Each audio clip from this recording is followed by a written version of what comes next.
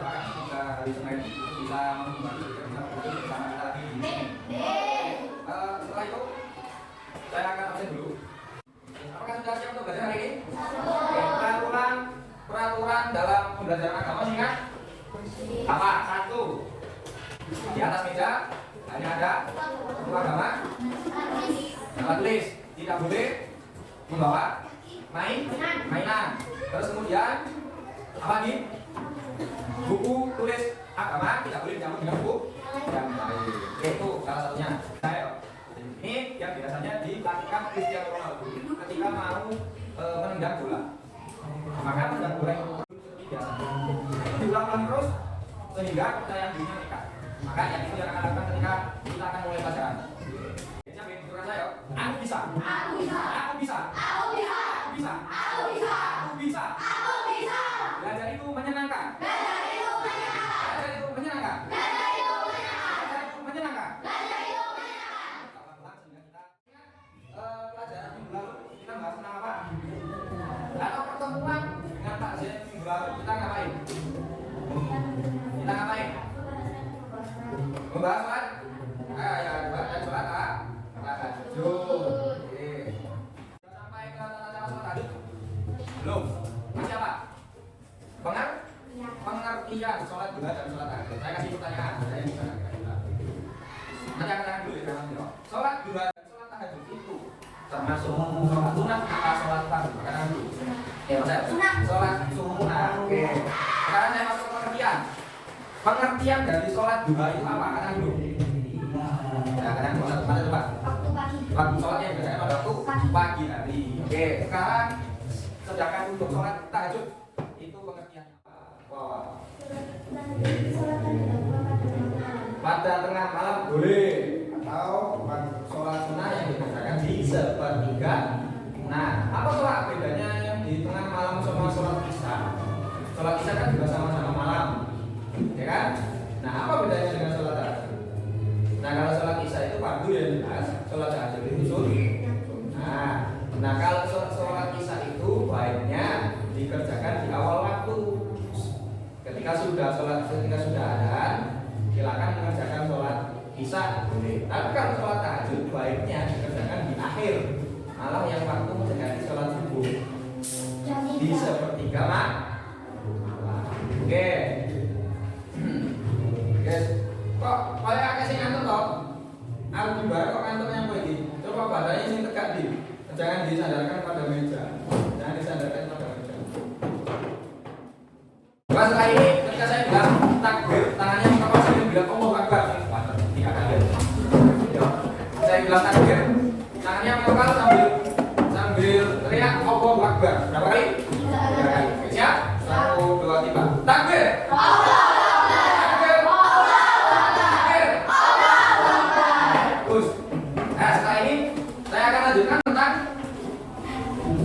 Pengertian dan keterangan tentang sholat duha dan sholat tahajud. Nanti mohon disimak untuk video yang akan saya berikan.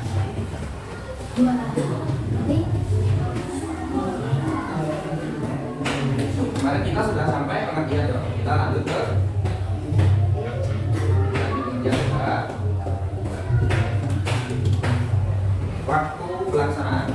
Oke, ini sebenarnya ada video. Tapi coba saya terangkan di boleh melihat keterangan saya yang saya langsung dari video. Sama sebenarnya, ini yang isi saya.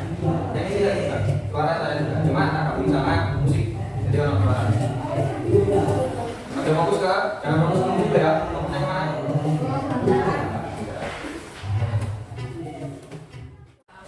Itu ada beberapa waktu.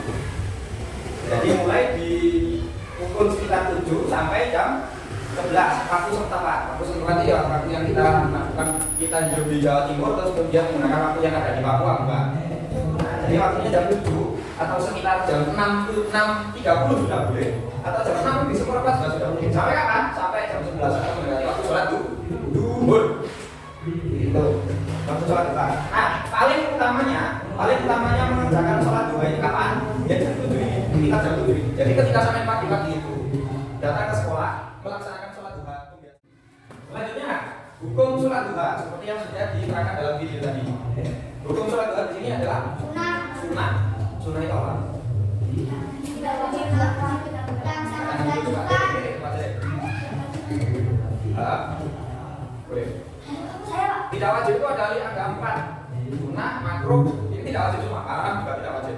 Ada keterangannya tidak? Apa Pak? Bagus. Coba gini tadi yang kedua. Gimana?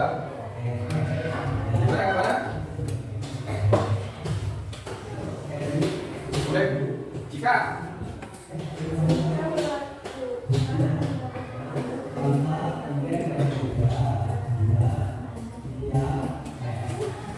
Jika melakukan akan mendapatkan pahala, jika tidak melakukan tidak akan mendapatkan dosa. Suatu hukum ketika dimana kita melaksanakannya kita akan mendapatkan pahala. Tapi ketika kita tidak bisa melakukannya kita tidak berdosa. Nah, jadi bahasa hukumnya sholat duha itu adalah sholat sunnah. Ketika tidak dilakukan tidak apa-apa. Tapi ini sangat dianjurkan oleh Nabi Muhammad SAW karena Nabi Muhammad juga melakukan hal tersebut sholat duha. Kenapa? Keutamaannya. Jadi rezeki itu macam-macamnya buahnya. Macam-macamnya buahnya rezeki bukan hanya tentang materi dan uang. Kesehatan itu juga termasuk bagian dari rezeki. Kebahagiaan itu juga termasuk dari rezeki. Banyak sekali. Bahkan ternyata rezeki yang kita dapatkan, yang kita gratiskan itu, yang itu gratiskan buat kita itu ternyata lebih mahal daripada rezeki yang lain. Contohnya mata, kesehatan mata.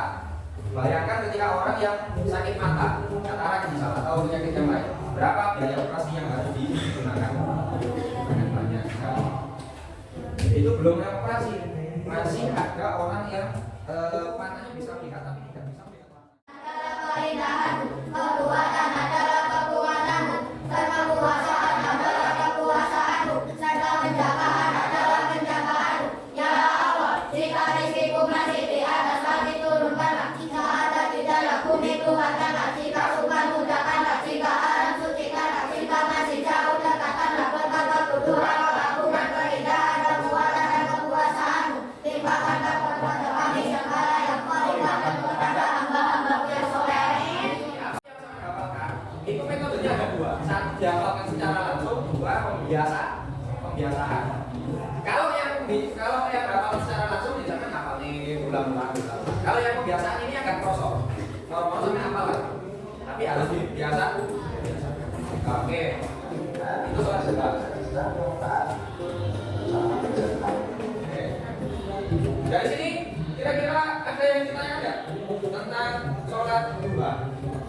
Coba, yang mau ditanyakan boleh angkat tangan. Enggak ada? Ya boleh. Kasih waktu untuk berpikir tentang pengertian, tentang hukum, tentang tata cara, terus kemudian tentang keutamaan. Saya harap anak-anak ini nanti bukan hanya di sekolah saja ketika melakukan sholat duha, tapi setelah itu baik dalam proses SMP, SMA, ataupun setelah sampai kerja, kami juga melaksanakan yang namanya sholat. Ini nanti ketika sampai di rumah ya, ketika sampai keluar dari sekolah atau sekarang pun ada banyak sekali kegiatan atau contoh di masyarakat yang tidak sesuai dengan apa yang saya omongkan. Pak itu padahal segede, tapi ternyata sholatnya bolong-bolong. Pak itu ternyata itu segede, tapi tidak menutup aurat. Pak itu segede, tapi sholat duha tak pernah. Yang seringkali bertentangan dengan apa yang saya sampaikan di sini. Misalnya tentang balik, kalau sudah balik harus kita menjaga aurat, kalau sudah balik harus menjaga sholat. Itu kan sering saya omongkan ketika di kelas, tapi ternyata prakteknya di lapangan atau kondisi di lingkungan kita ternyata kan macam-macam. Nah, sebenarnya saya tidak ingin sampai terkontaminasi atau terpengaruh dengan lingkungan yang ada di sekitar saya. Kalau saya sudah punya pendirian, saya sudah punya ilmu, ya wes lakukan. Pak, jangankan orang lain, orang tua saya saja seperti itu. Ya, oke, berarti itu kasih sampean salah satunya adalah menyadarkan orang tua supaya baca kira-kira bisa ya dari situ. Yang keras.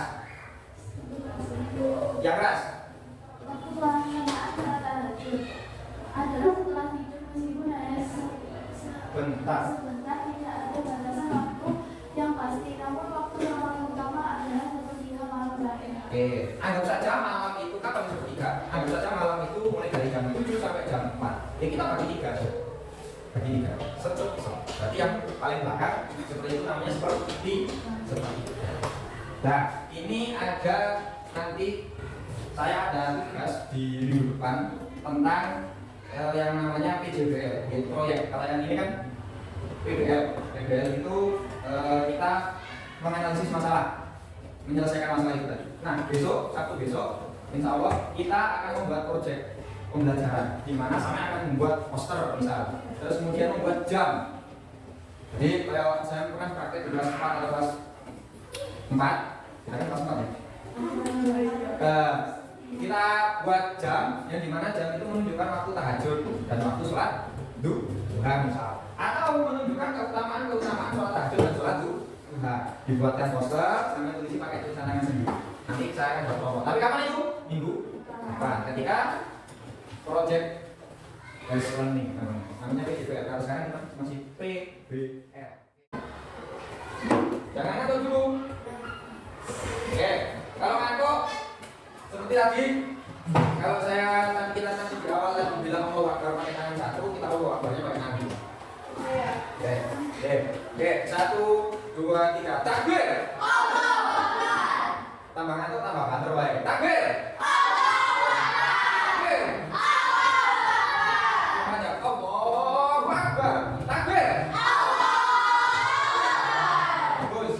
Saya harap sudah tidak ngantuk lagi. Terakhir, keutamaan sholat tahajud. Ya, kita hari ini refleksi, oke?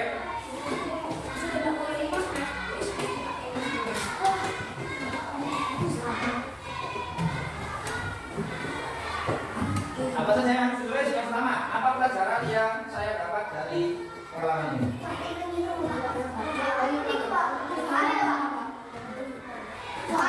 Ya, soalnya 1. Apa? Nanti itu ya. Ini sebenarnya adalah apa pelajaran yang saya dapat dari pengalaman ini?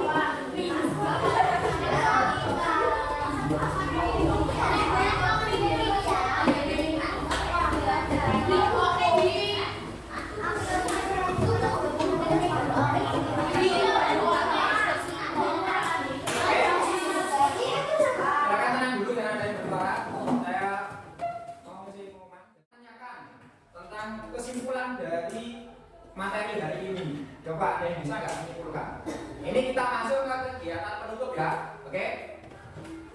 Oke, kira-kira kalian bisa menyimpulkan nggak? Inti dari kegiatan belajar kita hari ini apa? Sholat duha. Dan? Sholat tahajud. Oke, bagus. Mempelajari tentang pengertian sholat duha dan sholat tahajud. Apa yang membuat sholat tahajud dan sholat duha itu berbeda dengan sholat pagi yang lain? Oke.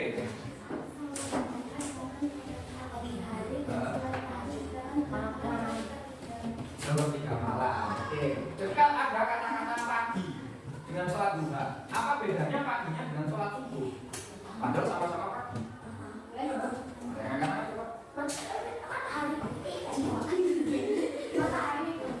Kalau itu kalau sholat, antara sholat duha dan sholat subuh kan sama-sama pagi kata-katanya sama-sama pagi. Tapi apa bedanya paginya sholat duha dan paginya sholat subuh?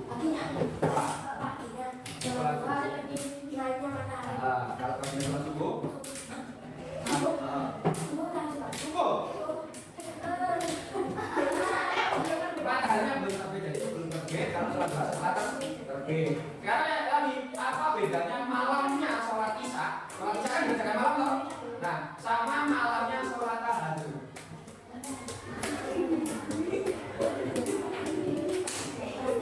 Ya.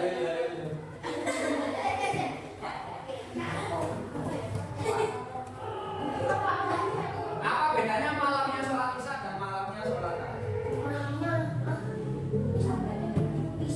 Boleh bawa kan?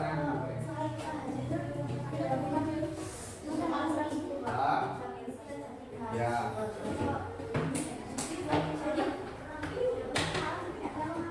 Ya, boleh. Gini, antara sholat isya dan sholat tahajud itu sebenarnya boleh dilakukan kapanpun asalkan malam hari. Cuma keutamaannya beda. Kalau sholat fardu baiknya dikerjakan di awal waktu. Kalau sholat subuh, sholat isya itu dikerjakan di awal waktu. Kapan awal waktu? Ya setelah adzan. Tapi kalau sholat tahajud baiknya dikerjakan di akhir. Waktunya paling utama adalah sing paling sampai ngantuk-ngantuk nih. Apa itu? Malam jelas. Jam 10 saya kasih melek, jam 12 saya kasih melek, tapi jam 2, jam 3. Nah, nggak kasih melek. Makanya disitulah pahala paling banyak diberikan. Oke, yang tadi di kebingungan menjawab soal nomor 4, kapan kalian biasanya mengerjakan sholat tahajud dan jawabannya sampai belum pernah. Aku saat pukul 3 pagi. Nanti dikerjakan minimal kan dikerjakan. Coba dikerjakan. Pak, saat pukul 3 pagi. Oke, bagus. Gimana perasaan kalian setelah mengetahui atau tadi mempelajari tentang keutamaan sholat tahajud dan sholat duha? Senang. Oke, sudah punya motivasi untuk mengerjakan sholat tahajud tentunya? Oke ya. Sama kan sudah sering melaksanakan sholat duha. Ketika hari apa? Selasa, Rabu, Kamis. Apakah boleh mengerjakan sholat duha? Apakah boleh mengerjakan sholat duha selain Selasa dan Kamis? Boleh. Sabtu boleh. Boleh, silakan. Ketika sama Jumat bisa. Pak, saya mau izin melaksanakan sholat duha ketika istirahat ketika Jumat. Boleh, silakan. Semua terbuka lebar. Kalau nggak ada kuncinya boleh. Hari Senin misal, nggak ada waktu sholat duha di pagi hari istirahat, boleh sholat duha silakan. Hari Sabtu setelah istirahat boleh melaksanakan sholat atau ketika istirahat boleh. Silakan, nggak apa-apa. Oke ya, oke bisa dipahami. Yes. Yang penting masih dalam sebelum sholat zuhur itu waktu sholat. Oke, untuk jangan lupa tadi yang refleksi dikerjakan, terus kemudian minggu depan seperti yang saya bilang materinya adalah tentang PJBL. Apa? PJBL itu adalah tentang project. Materinya tetap kita tapi membuat suatu produk yang dimana produk itu nanti bisa membuat bisa membuat sampean atau membantu sampean dalam pembelajaran. Contoh PJBL itu salah satunya adalah membuat karya-karya seperti ini untuk mempermudah kelas,